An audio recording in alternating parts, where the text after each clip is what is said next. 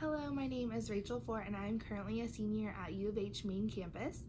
I am studying teaching and learning with certification in EC through 6 generalist and EC through 12 special education. I am passionate about providing quality education for all students. Currently, I am student teaching in A-Leaf ISD. I've been blessed to do 2 different placements to see different student populations. So in the fall, I worked with students with intellectual disabilities in a self-contained classroom, and this semester I've been working in the Reach 2-3 program, which is for students on the autism spectrum. They are in the general education classroom and inclusion and are pulled out for testing if they need a cool down moment, and then we provide support and small group instruction inside the classroom for them specific to their IEP goals. I was born into a family that only spoke English. I did take Spanish in high school as it was required. I went to a small private school and I loved my Spanish teacher. She was a really nice lady and she was from Argentina, so she was very passionate about speaking Spanish and Hispanic cultures, and I think she did a really great job exposing us to the culture and getting us excited. However, I didn't actually learn a whole lot. I do have, some random words, but honestly in high school I just didn't really take it very seriously, which I regret now. Being in Houston and wanting to teach in just different school settings, I wish I would have taken it more seriously to try and retain more. Being a special education teacher and really being any teacher, you have to build relationships with parents, and I just really wish that I had taken it more seriously, as Spanish is a very dominant language here in Houston. I did also take it for 2 years in college. However, again, I was not really taking it very seriously. I've had an untraditional college experience, so I've been to another university up in New York when I was younger, and I am, finishing up here at U of H.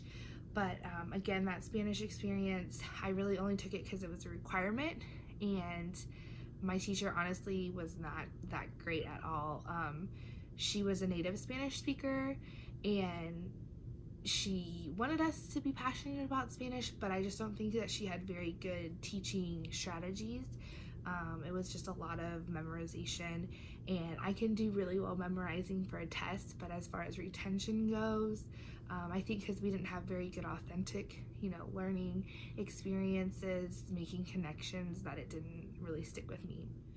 I grew up in Houston, and so I had the privilege of meeting and interacting with people of all different cultures who spoke all different languages. I would say Spanish is definitely the predominant language that I've come into contact with. However, I have been exposed to African languages, Asian languages, and honestly, I love listening to people speak their languages and to see their different expressions and to see the way that they interact and communicate with each other. It's very fascinating to me. One of my best friends in high school was from Argentina. They came to the United States when she was 3 years old, so she didn't really remember a lot of living in Argentina, but their family customs and cultures, were very evident and prevalent in their home, and so I always loved going over there and drinking mate and just learning about what their family experienced back in Argentina. In school, I've been able to go into a variety of different school settings. I love going into Title I schools. There's a lot more diversity, and I have observed teachers who have been ELL certified and ESL certified, and then I've also observed those who have not. I think one of the greatest things that I've observed so far is the use of visuals. A lot of times students who are learning English might not know what the word is, but they can identify the object having the visuals, and that helps maybe prompt them if they don't know it right off the bat, but they've already been exposed to it. Seeing the image can help them to bring that back forward. So I really like the use of visuals.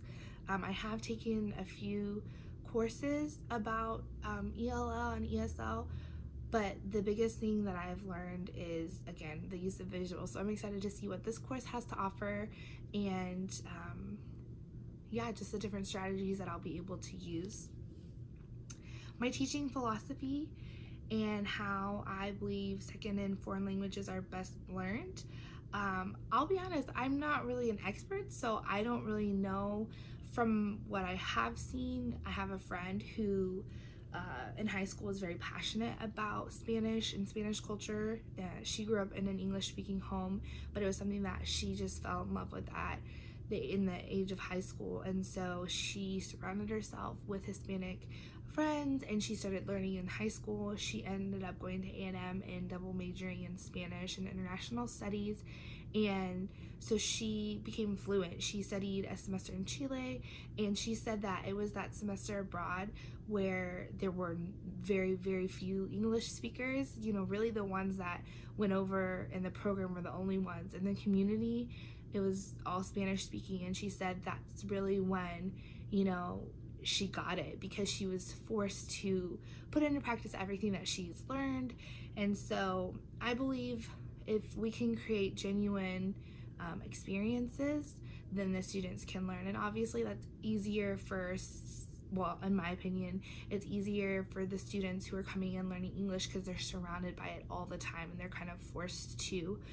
But I am very much looking forward to what we can do as educators to help them, because I can't imagine going into a new country or having to learn a new language and only being surrounded by Spanish. The few courses that I was in, whenever they would only speak Spanish, I always had great anxiety, and so I never want that for my future students. So like I said, I'm very excited to learn the new strategies, or not new strategies, but new strategies to me, and how I can implement that in my future classroom.